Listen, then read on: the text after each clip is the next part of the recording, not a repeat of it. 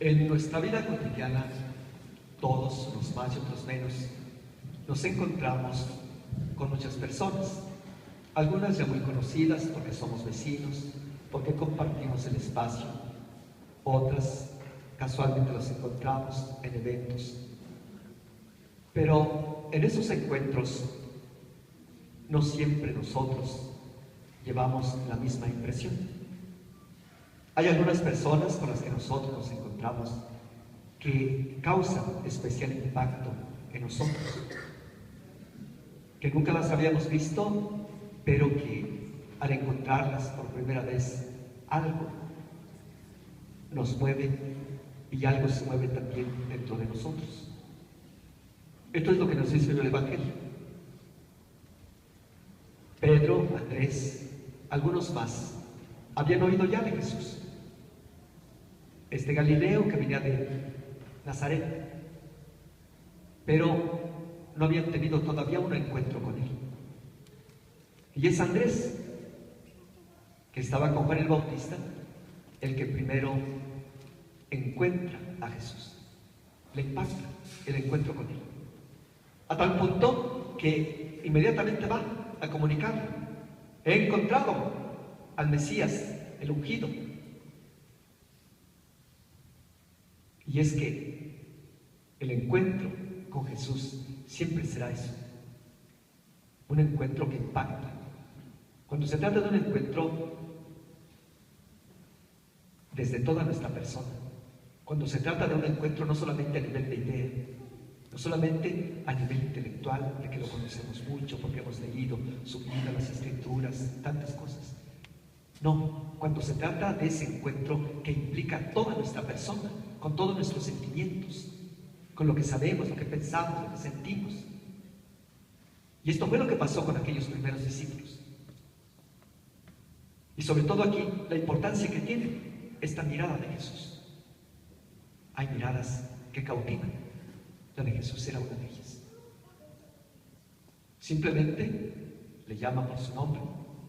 Pedro, que andaba un tanto a la deriva, que no sabía qué derrotero darle a su vida, cuando encuentra a Jesús y siente su mirada en él, queda aprisionado, por así decirlo, de Jesús. Y a partir de entonces, su vida va a tener sentido, porque va a ser seguir a Jesús en todas las circunstancias, buenas algunas de ellas, otras muy peligrosas, pero ahí está.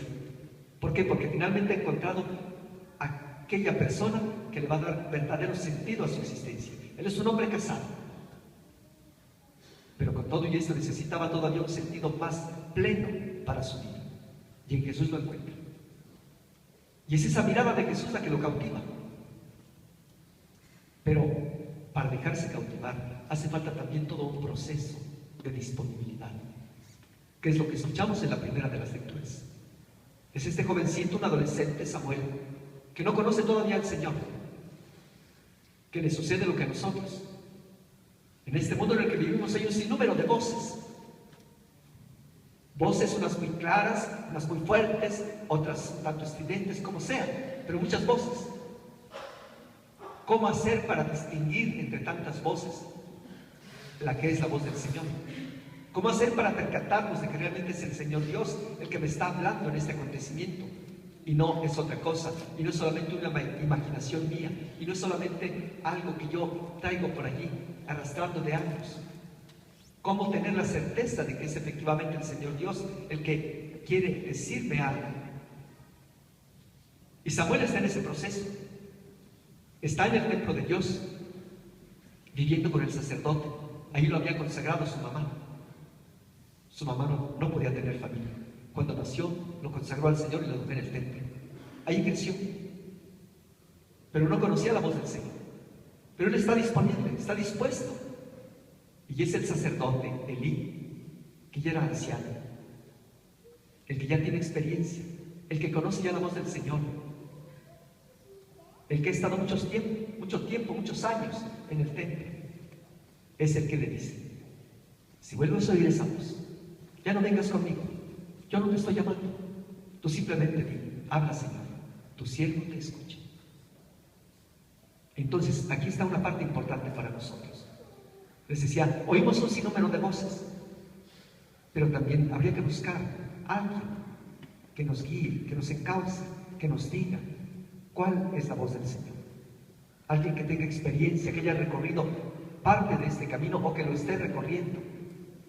Y están en primer lugar los papás, los abuelos. Son gente que ya ha vivido, que tienen experiencia, que han enfrentado situaciones de lo más diverso, desde muy agradables hasta demasiado tristes, desde problemáticas hasta situaciones de bonanza. Y esa experiencia es la que les va haciendo sabios, es la que les va mostrando el camino y también les va dando la capacidad y la sabiduría para saber guiar, encauzar, conducir, indicar, señalar, no obligar, no. Señalar solamente, mostrar. Y toca a nosotros, con nuestra libertad, si hacemos caso o no hacemos caso. Pero ahí está, es Elí, el que le dice a este jovencito, a este adolescente, ¿qué es lo que tiene que hacer? Y al final de la lectura dice, Samuel a partir de entonces conoció ya la voz del Señor. Y todo lo que el Señor Dios le decía, se cumplía. ¿Por qué? Porque estaba en esa cercanía. ¿Por qué? Porque cuando más se está cercano del Señor, también se va conociendo más. Es lo que sucede a nivel de nuestras relaciones personales. Si yo conozco mucho a una persona y platicamos y nos encontramos con cierta frecuencia, nos vamos conociendo. ¿Sabe cómo pienso? ¿Sabe cómo voy a reaccionar aunque no diga nada? Es así también con el Señor. Cuando nosotros tenemos esa cercanía, Él está allí. Él está junto a nosotros, Él va a nuestro lado. Y aunque no le digamos nada, con el Señor Dios no hace falta tampoco hacer grandes oraciones, pasársela rezando uno, rosario tras rosario. Si podemos hacer alguno, qué bueno. Pero si no, lo más importante es estar en la presencia de Él. No sé si a ustedes les haya pasado a veces cuando andamos bastante preocupados, con bastante carga emocional y de todo tipo, y encontramos alguna capilla vacía, una iglesia, sobre todo en el silencio, allí en la soledad. Entramos y a veces ni siquiera decimos nada. Simplemente estamos ahí, nada más. Pero solemos salir reconfortados. ¿Por qué? Porque aunque no hablamos nada, Él sabe lo que nosotros llevamos en el corazón. Y está ahí, nos auxilia y camina a nuestro lado. Bueno, pues eso es lo que celebramos hoy. Este encuentro con el Señor. Y que a diario Él se encuentra con nosotros. Y se hace el encontrarnos. Ojalá que sepamos siempre distinguir ustedes y yo cuándo es la voz del Señor, cuándo es Él el que viene a nuestro encuentro. Y que nosotros, como Samuel, estemos disponibles. Estemos dispuestos siempre a decirle, Señor, aquí estoy. Te escucho. ¿Qué tengo que hacer? ¿Por dónde tengo que caminar? ¿Qué tengo que decir? ¿Qué actitud debo de tomar? Allí está la verdadera sabiduría. La cercanía con el Señor Dios la da, lo cual no implica que no tengamos también más conocimientos. ¡Qué bueno! Si alguien tiene una preparación esmerada, qué bueno, magnífico, estupendo. Pero si aparte de esto va adquiriendo paulatinamente la sabiduría que viene de Dios, será mucho mejor. Porque entonces su camino estará más iluminado. Porque entonces las perspectivas de que llegue a buen término su proyecto, su propósito, serán mayores.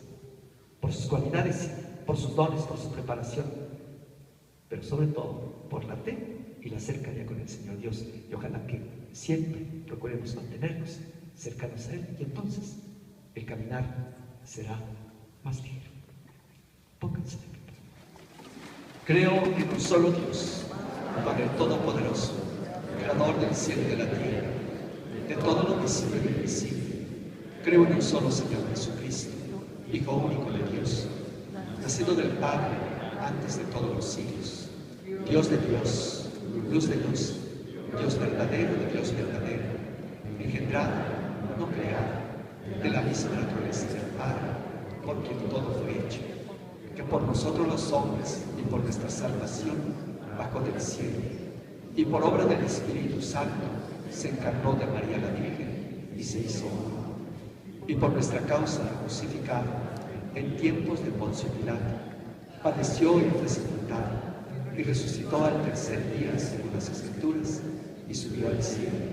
Él está sentado a la derecha del Padre, y de nuevo vendrá con gloria para juzgar a vivos y muertos, y su reino no tendrá fin. Creo en el Espíritu Santo, Señor y dador de vida, que procede del Padre y del Hijo, que con el Padre y el Hijo recibe una misma nación de gloria, y que habló por los profetas.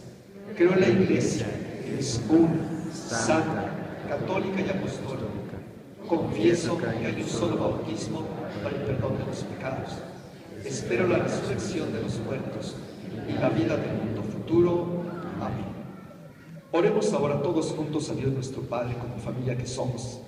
Y oremos este domingo especialmente pidiendo a Dios la unidad de todos los cristianos. Digamos pues después de cada petición: escúchanos, Padre.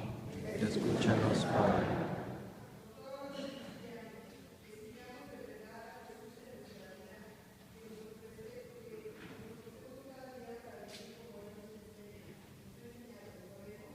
Escúchanos, Padre.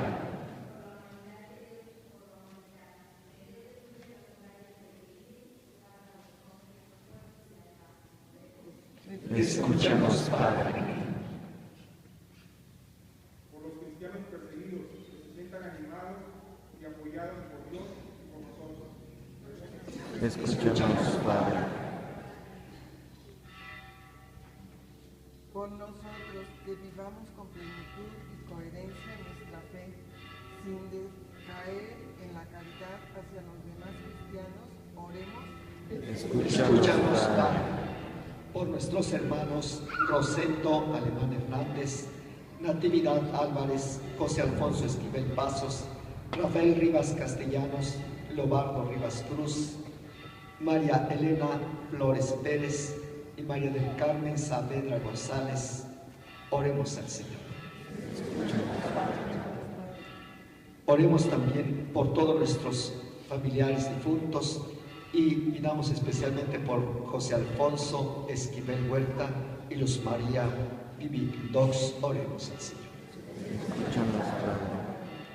Pidamos también hoy a Dios por nuestros hermanos Regina Bustinzar, Andrea Romo y Socorro Pelayo, para que el Señor Dios las colme de bendiciones por su cumpleaños. Oremos. Escúchanos, Padre. Oremos por todas nuestras familias, para que se mantengan siempre unidas en la paz, el amor y la concordia, y sobre todo por la familia Flores. Oremos al Señor. Escúchanos, Padre. Dios nuestro, Padre de todos, escucha nuestra oración y concédenos la alegría de amar y seguir a Jesucristo, tu Hijo y Señor nuestro, que vive y reina por los siglos de los siglos. Amén. Siéntense, por favor.